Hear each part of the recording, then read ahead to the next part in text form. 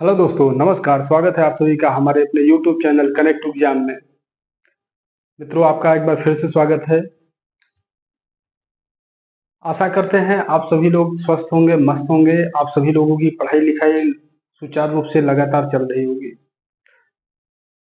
मैं आप सभी को हिंदी की क्लास लगातार ले रहा हूं और आज ये हमारी 11वीं क्लास है और मैं आप सभी को आज विसर्ग संधि पढ़ाऊंगा। इससे पहले मैंने आपको संधि के अंतर्गत स्वर संधि और व्यंजन संधि समाप्त कर दिया है। अब ये विसर्ग संधि है। विसर्ग संधि से संबंधित जितने भी महत्वपूर्ण नियम हैं और प्रश्न बनेंगे उनको आइए देखते हैं।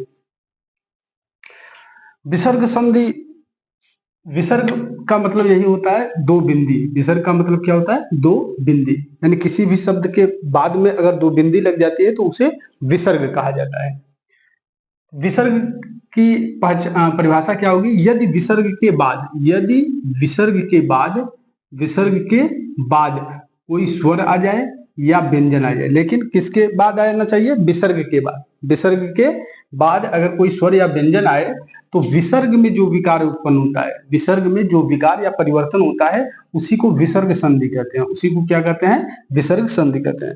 यानी विसर्ग संधि की अगर हम परिभाषा बोलते हैं तो विसर्ग संधि में विसर्ग के बाद अगर कोई स्वर या व्यंजन, विसर्ग का मेल, यानी विसर्ग के बाद अगर किसी भी शब्द का मेल, चाहे वो स्वर हो या व्यंजन हो, अगर उसका मेल होता है तो विसर्ग में जो परिवर्तन होता है उसी को विसर्ग संधि कहते हैं। विसर्ग संधि का नियम कहता है, नियम पहला कहता है, यदि विसर्ग के बाद, यदि विसर्ग के बाद किसी भी वर्ग का, यदि विसर्ग के बाद किसी भी वर्ग का तीसरा, चौथा या पांचवा वर्ण, तीसरा, चौथा, पांचवा या पांचवा वर्ण, या फिर य, र, ल, व और ह, य, र, ल, व और ह आता है तो विसर्ग के स्थान पर क्या हो जाएगा? ओ हो जाएगा। क्या हो जाएगा भैया?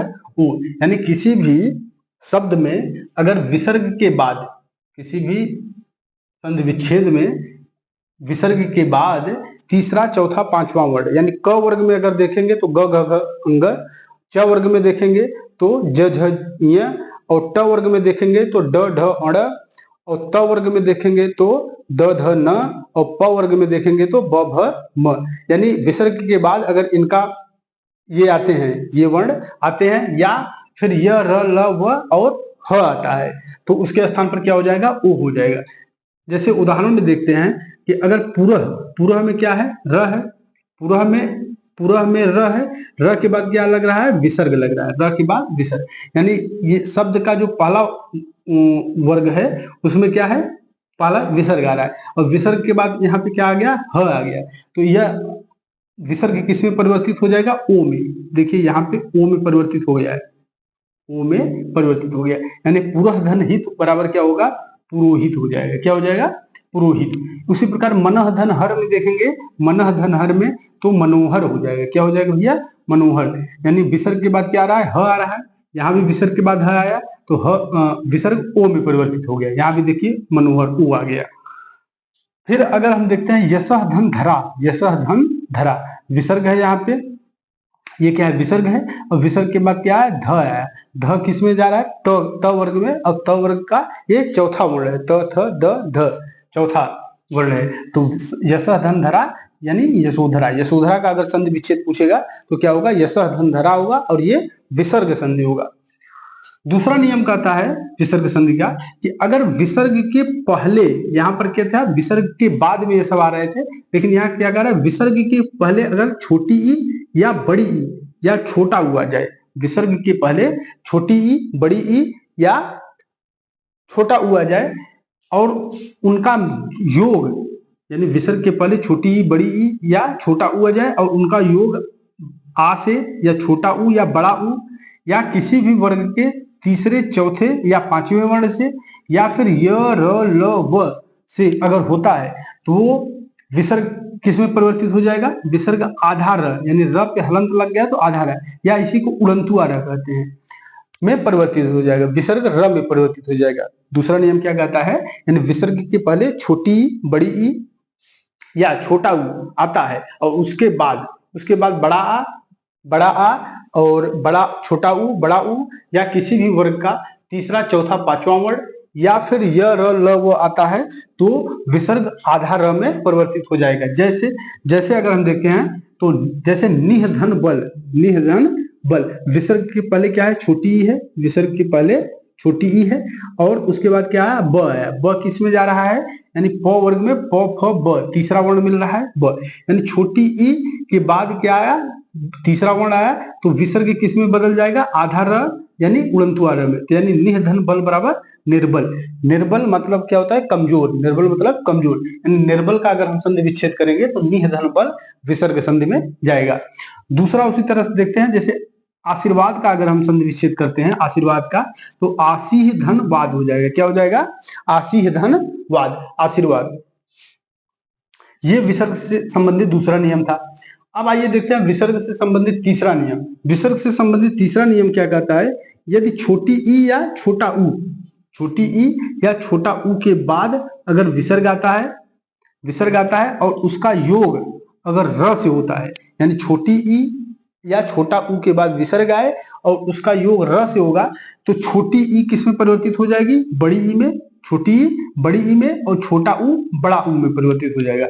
जैसे देखिए दुह, दुह धन राज, यानी विसर्ग के छोटी, विसर्ग के पहले छोटी ई आई, छोटा ऊ आया, छोटा क्या आया, ऊ आया, तो यानी छोटा ऊ के बाद विसर्ग आया, ऐसे भी कर सकते हैं, छोटा ऊ के बाद विसर्ग आया और उसके बाद क्या आया, र आया, उसके बाद र आया, तो अब क्या होगा, छोटा ऊ किसमें कन्वर्ट हो जाएगा, बड़ा ऊ, यानी छोटा ऊ बड़ा ऊ में हो जाएगा, दुराज हो जाएगा। क्या हो जाएगा, दुराज। इसी प्रकार से निह धन रोग को देखते हैं। निह धन रोग को जब हम देखते हैं तो यानी छोटी ई के बाद विसर्ग है और विसर्ग के बाद क्या है, र है, तो क्या होगा, छोटी ई बड़ी ई में कन्वर्ट हो जाएगा, यानी निरोग हो जाएगा। क्या हो जाएगा, निरोग।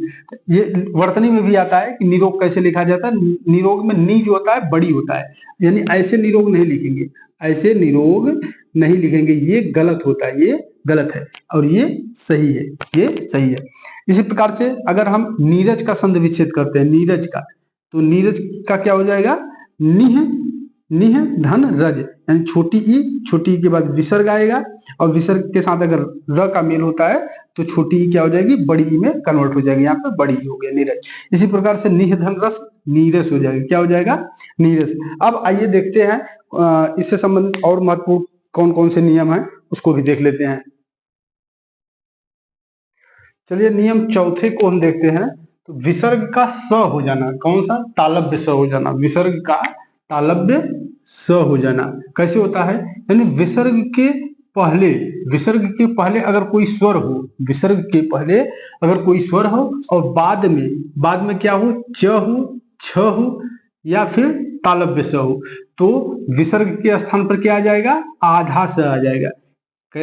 विसर्ग के स्थान पर आधा, यानी विसर्ग के स्थान पर आधा स, तालव्य का आधा स कैसे बनेगा, विसर्ग के पहले कोई स्वर हो और उसके बाद में च, छ या फिर तालव्य स हो, तो विसर्ग के स्थान पे आधा स तालव्य हो जाएगा, आधा तालव्य स हो जाएगा। जैसे निधन चित, निधन चित। अब देखिए विसर्ग के पहले छोटी ई है और विसर्ग के बाद क्या है, च है, तो विसर्ग के स्थान पर क्या हो जाएगा, आधा स हो जाएगा। तो यानी निधनचित बराबर निश्चित, यानी निश्चित का अगर हम संधि विच्छेद करेंगे निश्चित का, तो क्या हो जाएगा, निधनचित होगा और निश्चित विसर्ग संधि का उदाहरण है।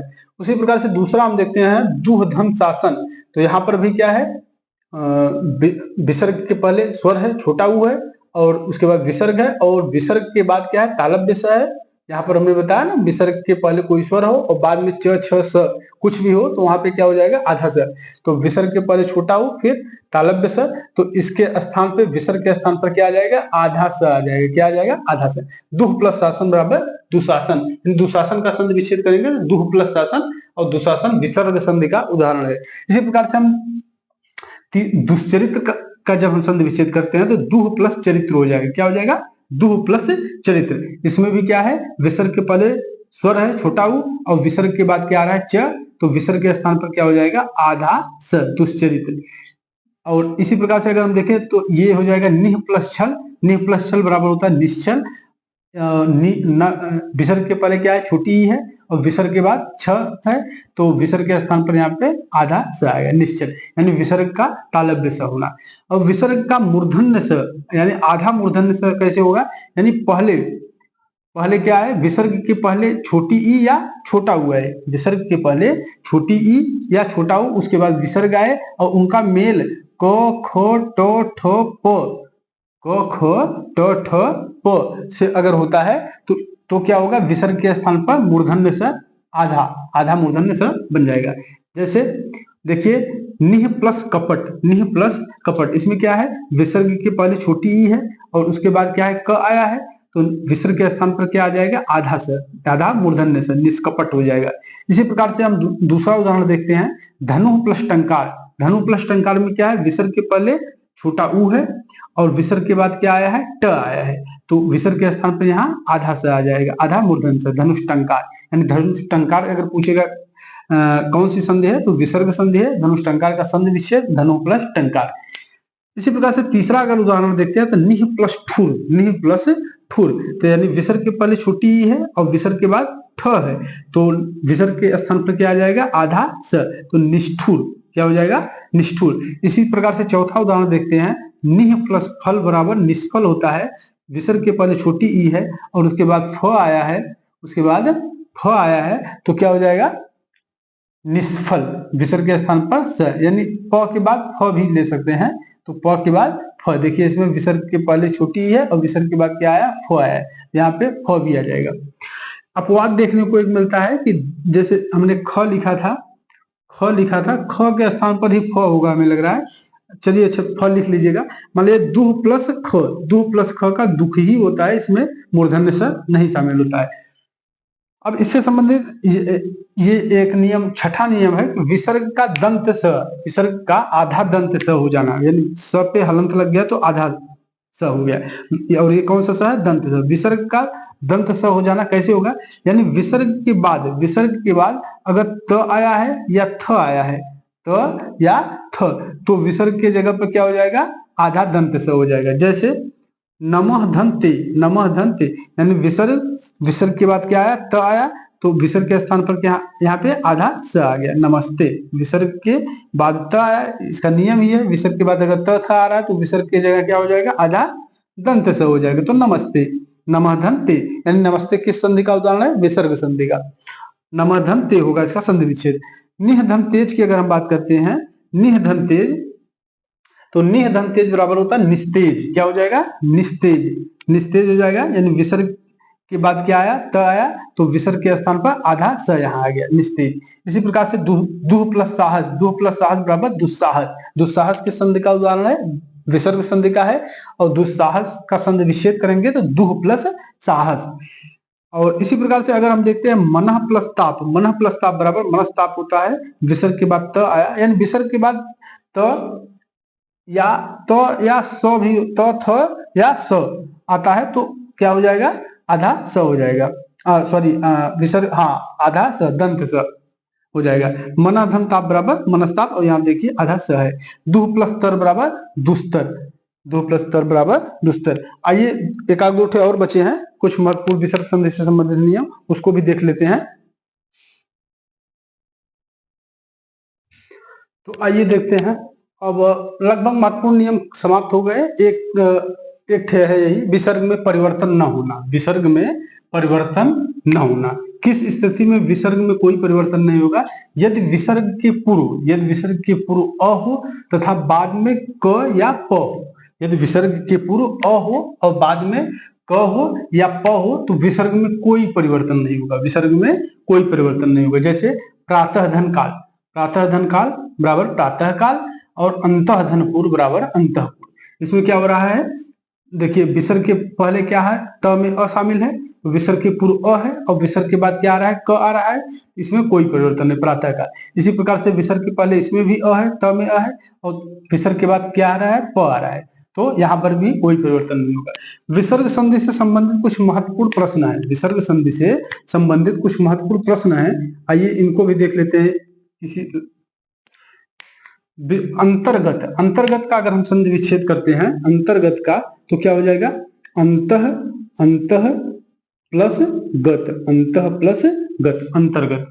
और अंतर्निहित का अगर हम करते हैं, अंतर्निहित का करेंगे तो अंतः, अंतः प्लस निहित। विसर्ग संधि में ये बहुत महत्वपूर्ण है कि विसर्ग जो होगा वो लगा रहेगा, पहले शब्द में विसर्ग जरूर लगा रहेगा। विसर्ग संधि से संबंधित जो जितने भी नियम है अगर उसमें देखेंगे तो विसर्ग, जब भी संधि विच्छेद करेंगे तो पहला जो शब्द होगा उसमें विसर्ग जरूर लगा रहेगा। देखिए यहाँ लगा है, यहाँ भी लगा है। अंतर्धान का अगर देखेंगे तो अंतः, अंतः प्लस धान, अंतः प्लस धान, अंतर्धान। दुष्परिणाम का अगर हम देखेंगे तो दुह, दुह प्लस परिणाम, ये मूर्धन्य स वाला नियम है, मूर्धन्य स वाला नियम, यानी विसर्ग, विसर्ग से पहले छोटी ऊ और उसके बाद प आ रहा है तो विसर्ग के स्थान पे मूर्धन्य स। दुर्बलता का देखेंगे तो दुर्बलता का दुह धन, दुह धन बलता, दुह धन बलता बराबर दुर्बलता हो जाता है। इसी प्रकार आइए देखते हैं छठा, तेजोपुंज का अगर हम संधि विच्छेद करेंगे तेजोपुंज का तो क्या होगा, तेजह, तेजह धन पुंज, तेजह धन पुंज बराबर तेजोपुंज। धनुर्धर, धनुर्धर की अगर हम संधि विच्छेद करेंगे तो इसका क्या हो जाएगा, धनुः, धनुः धन धर, धनुः धन धर, यहाँ पे र में परिवर्तित हो जाएगा, यहाँ पे विसर्ग र में और यहाँ पे क्या हो रहा है, विसर्ग ओ में परिवर्तित हो जा रहा है। दुर्लभ देखेंगे तो दुह, दुह धन लभ, दुह धन लभ बराबर दुर्लभ। निराशा की अगर हम देखेंगे, अब इसका निराशा का ऐसा नहीं निर प्लस आशा कर दे, निर प्लस आशा नहीं होगा, दीर्घ संधि नहीं बनाना है।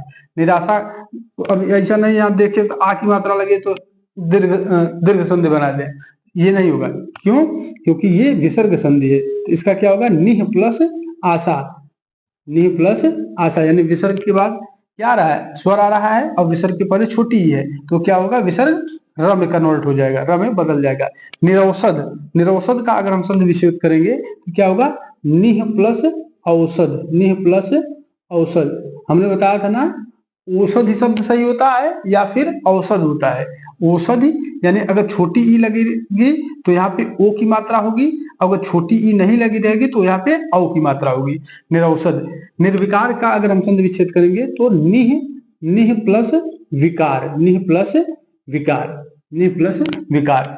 अब इसको भी देख लेते हैं निर्भर का, तो निह प्लस भर हो जाएगा। निर्भर का क्या हो जाएगा, निर्भर का अगर हम संधि विच्छेद करेंगे तो निह प्लस भर हो जाएगा, निह प्लस भर, निह प्लस भर बराबर निर्भर। और निरर्थक का अगर करेंगे तो निह प्लस, निह प्लस अर्थक, निह प्लस अर्थक, निरर्थक, जिसका कोई अर्थ ही न हो। पुनर्जन्म का अगर करेंगे तो पुनः, पुनः धन जन्म, पुनः धन जन्म, पुनर्जन्म, पुनर्जन्म हो जाएगा। भास्कर का अगर करेंगे तो भास्कर का जब करेंगे तो भाह, भाह धन कर, यहाँ पे क्या आ रहा है, ये दंत से आ रहा है, भाह धन कर, यानी विसर्ग के बाद अगर क आता है, विसर्ग के बाद क आता है तो विसर्ग के स्थान पर दंत से हो जाता है। मनोरंजन का अगर करेंगे तो मनः, मनः धन रंजन, मनः धन रंजन, विसर्ग क्या हो जा रहा है, ओ में परिवर्तित हो जाएगा। तो ये विसर्ग संधि से संबंधित महत्वपूर्ण नियम थे और महत्वपूर्ण जो शब्द थे उनको भी हमने देख लिया। और आज अब यहाँ पे हमारा संधि यहीं से समाप्त हो जाता है और इसके बाद हम नया चैप्टर चालू करेंगे। और अगर आपको कहीं भी कोई समस्या हो संधि से संबंधित तो हमें कमेंट बॉक्स में बताएं। हालांकि मैंने इतने अच्छे से सरल शब्दों में इसे बताने का प्रयास किया है। अगर आप इसे सावधानी पूर्वक देखेंगे, ध्यान से देखेंगे, हमारी बातों को अपनी कानों तक अगर पहुंचने देंगे अच्छे से, सावधानी से, तो ये जरूर आपको समझ में आएगा, किसी भी प्रकार की कोई समस्या नहीं होगी। और आज के लिए बस इतना ही अब करेंगे। अब अगले वीडियो में हम नया कोई चैप्टर लेके आएंगे हिंदी से संबंधित। अगर हमारा ये वीडियो आपको हेल्पफुल लगा हो या आपको थोड़ा सा भी इससे लाभ हुआ हो तो हमारे चैनल को सब्सक्राइब करें, हमारे वीडियो को लाइक करें, शेयर करें। और क्योंकि आपका लाइक ही हमारी ऊर्जा का कार्य करता है, आप जो लाइक करते हैं हमारे वीडियो को, वो हमें मोटिवेट करता है कि हम और भी इस पर अच्छे से अच्छा कार्य करें और अच्छे से अच्छे आपको अच्छे से अच्छा समझाने का प्रयास करें। आज के लिए बस इतना ही, मिलते हैं नए चैप्टर के साथ, तब तक के लिए जय हिंद।